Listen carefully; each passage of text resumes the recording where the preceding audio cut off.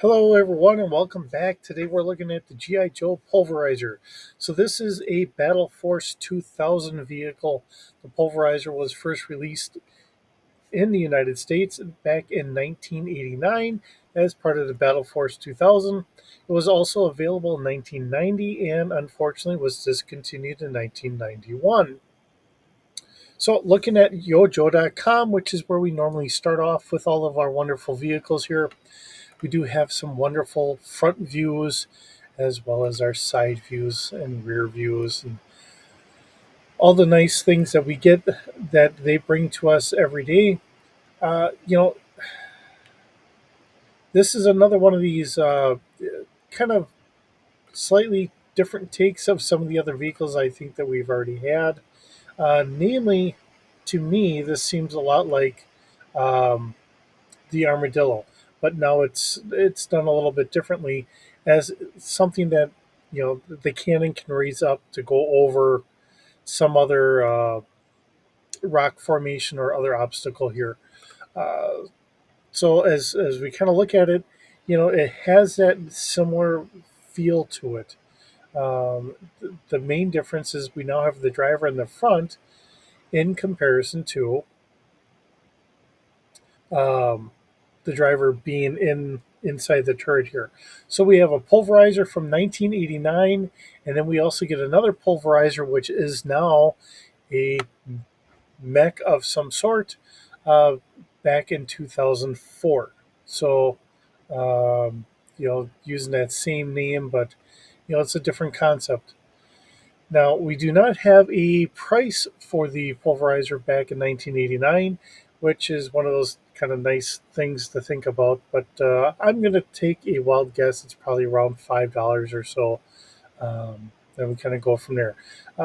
Taking another look at the blueprints here, our cannon, just trying to see exactly what it said our cannon was. I think it's what, four. No, Ripper selected sequence laser diffusion nozzle. Let's see. So it's a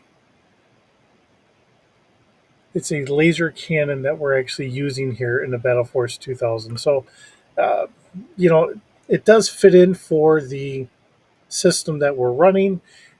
Trying to upgrade everything into a kind of laser technology that we see, especially in the cartoon series. Okay, so bringing the pulverizer into our D6, um, our our D6 role playing game here, universe. We do have this at speed or scale. Length is about 13 feet, so it's roughly about 3.9 meters long. Has a crew of one. Passengers are two. Um, and actually, it's not going to be the rear step. It's right up here in front. So let me change that to the front. Um, let's see. Okay. And then we do have a small cargo capacity of 45 kilograms, not really knowing how much to really throw on some of this stuff. Uh, we do have one half coverage, and of course, it's ground altitude.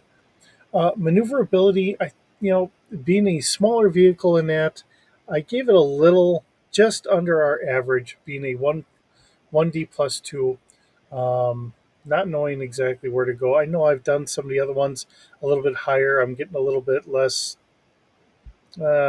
generous here. Have no move at a roughly about 30 miles an hour. Have We have a body strength of 2D plus 2. I figured this is a cheaper version of some of the other vehicles. It's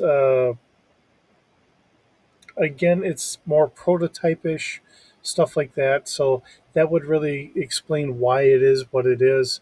And again, with some of these vehicles, as we're trying to upgrade things, trying to cheapen it up a little bit, so that way we can see how it handles, how it maneuvers. Um, Battle Force 2000 was a smaller force, so I figure we're going to want a little bit lighter stuff. So I think that kind of makes some sense here. And of course, we have a blaster cannon, um, and it's going to be a front turret, speeder scale, has a fire control of 1D plus 1, and has a damage of 5D. So if you really notice, this is kind of borrowed from the old Armadillo, but it is modified where the Armadillo, I gave it a full coverage. Here it's only a half coverage. Maneuverability is different, body strength is different. We went from being the quad cannons to just the one laser cannon. Fire control, I think I left that roughly about the same. The damage is the same, but we have one uh, cannon on this. The big difference here is this has got a cannon that we can change the elevation for. Um, I don't know what that would really, looking at how this is, I don't know how you would really change your sight for this. So I think it's just better off if we leave it alone. Just trying to keep things kind of a little bit on the basic side and nice and easy here. Um, it is a unique vehicle. It has a nice concept to it. Is it something I think that would probably last long term? I think we'd find different ways of doing things. And that's another reason why I think this would be a good prototype vehicle. Something that's used maybe by the Battle Force group, at least for a short term, to fill their ranks until they find something better. But along the lines, and I've said this before, quite often we do see vehicles that were being worked on, and we see as things were upgraded or changed for different purposes. And I'll take this for example. If you look at the standard 113, now there's different variations of that. We've got it just as a standard vehicle. Uh, they do have them set up for mortar crews. We have medic versions of it. We have some other command and control versions.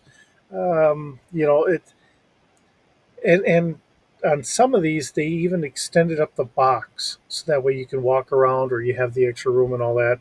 Uh, just trying to get it for a better purpose of what they needed it to be. But then later on, you can still see some design similarities between that and the Bradley fighting vehicle. So you can see where that progression went. Now, is it always going to be perfect? Is it going to work out all the time? No, not always. But sometimes we need to go through those growing pains in order to really hammer out what we really need. And I think this is going to be one of those vehicles. I think this is one of those vehicles of, okay, so we can see where the Armadillo was there, and then we're going to change it and we're going to make it this because we think this is going to fill a need that we have. And then maybe it's like, yeah, it kind of works, but not entirely what we wanted. So then we will design it again and then go to the next thing or scrap it all together, just leave the base and then go on to something different. So, right or wrong, that's my viewpoint of this.